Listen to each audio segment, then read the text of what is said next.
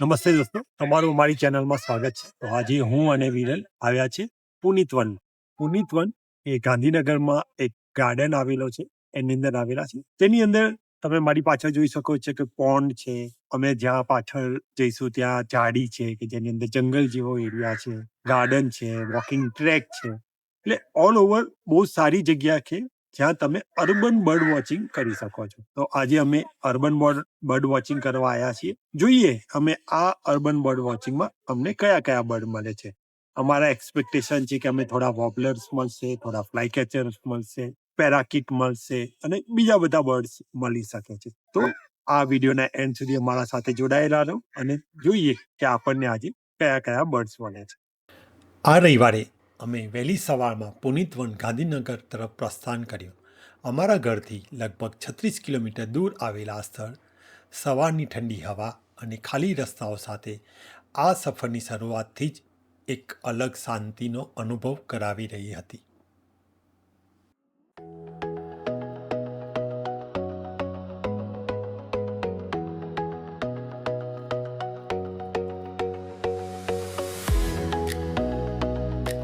અહીંયા પુનિતવનમાં થોડીક સૂચનાઓ આપવામાં આવી છે, જેમ કે સવારે 6 થી 11 અને 4 થી 7:30 સુધી જ તમામ વ્યક્તિઓને પ્રવેશ આપવામાં આવશે.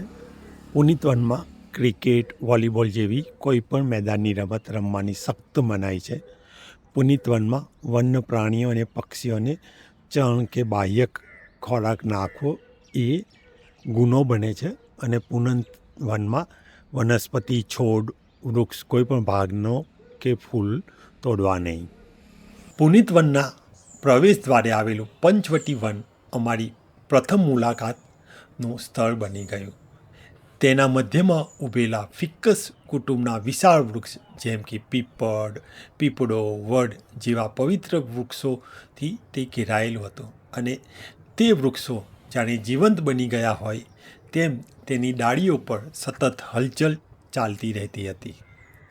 આ વૃક્ષ પર અમે ગ્રે હોર્નબિલ કે જેને આપણે ચિલોત્રો કહીએ છીએ તેની શાંતિથી ફીડિંગ કરતા જોયો.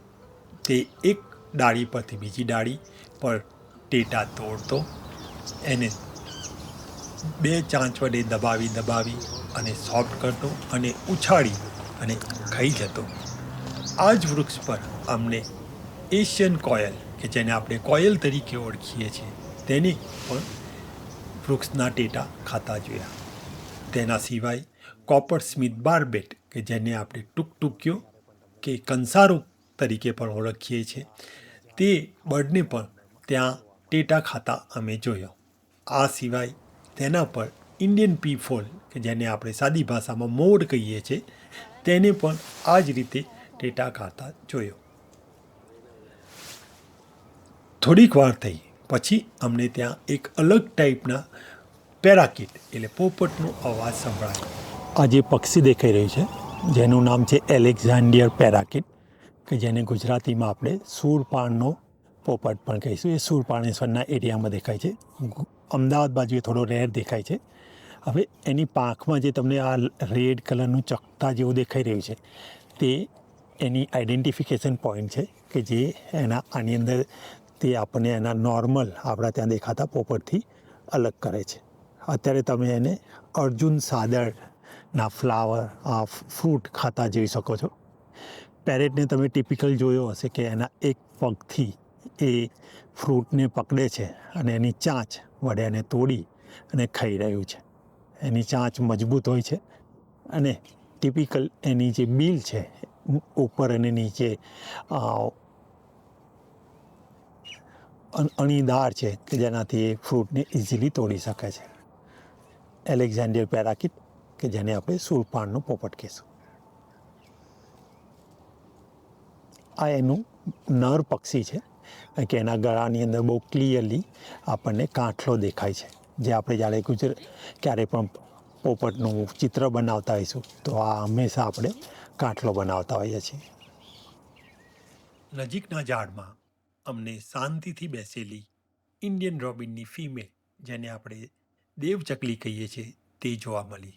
તેના સિવાય નજીકના બીજા ઝાડ પર અમને ઓરિએન્ટલ મેકપાઈ રોબિન જેને આપણે દેયત પક્ષી કહીએ છીએ, તેને સિંગિંગ કરતા અમે જોયું.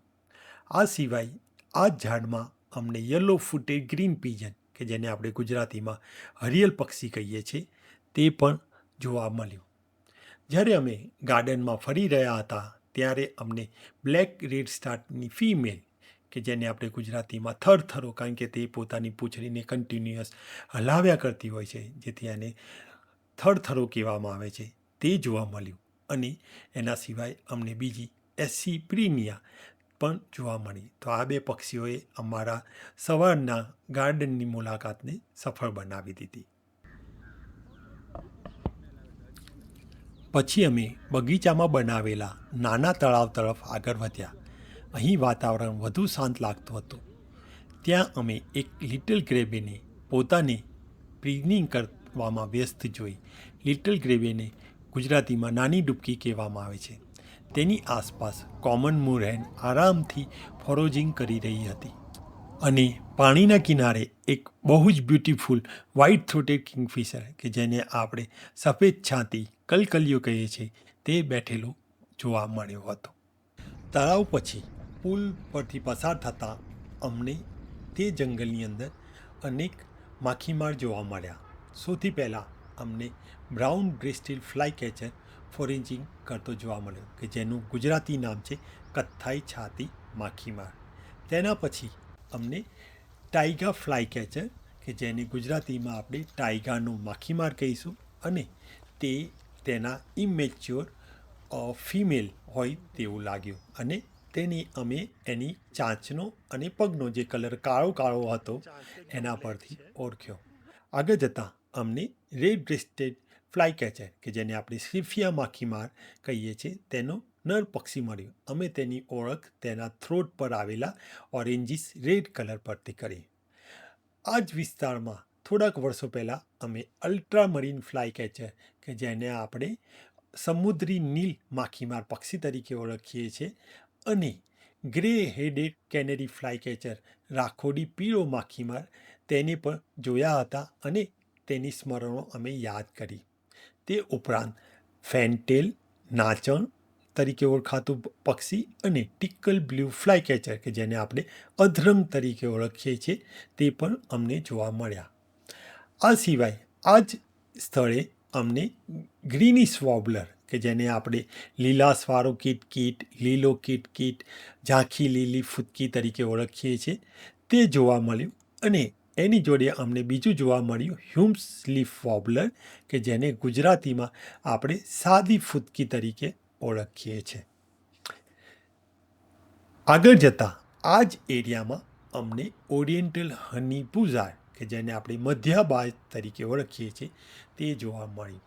આકાશમાં ઉપર નજર કરતાં અમને બ્લેક કાઇટ એટલે સમડીને રોઝ રિંગેડ પેરાકીટ મોપ કરતો હતો, તે જોવા મળ્યો. આ સિવાય અમને આકાશની અંદર બુટેડ ઈગલ પણ જોવા મળી. વોબલર અને ફ્લાય કેચરને જોયા પછી અમે પાછા પંચવટી વન પર પાછા ફર્યા.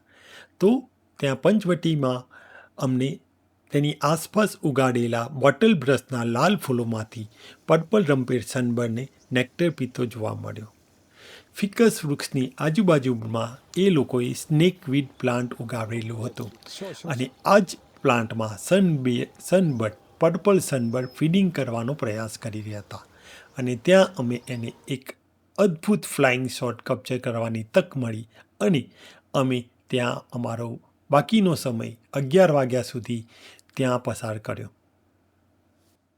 પાર્કમાંથી બહાર નીકળતા પહેલાં અમને એક બ્લેક રમ્પેડ ફ્લેમબેક, કે સોનેરી પીઠ લક્કડખોદની એક જોડી જોવા મળી, કે જે વૃક્ષની અંદર ફોરોજિંગ કરતી હતી, અને તેનો અવાજ આખા પાર્કની અંદર ફેલાઈ રહ્યો હતો. પુનિત વન છોડતી વેળાએ કેમેરા કરતાં વધારે યાદો અમારા મનમાં સચવાઈ ગઈ હતી, કારણ કે પ્રકૃતિ સાથે પસાર થયેલી સવાર હંમેશા શાંત, સરળ અને યાદગાર હોય છે. જો તમને આ વિડીયો ગમ્યો હોય તો લાઈક કરજો, શેર કરજો, અને મારી ચેનલને સબસ્ક્રાઈબ કરજો. Thanks for watching.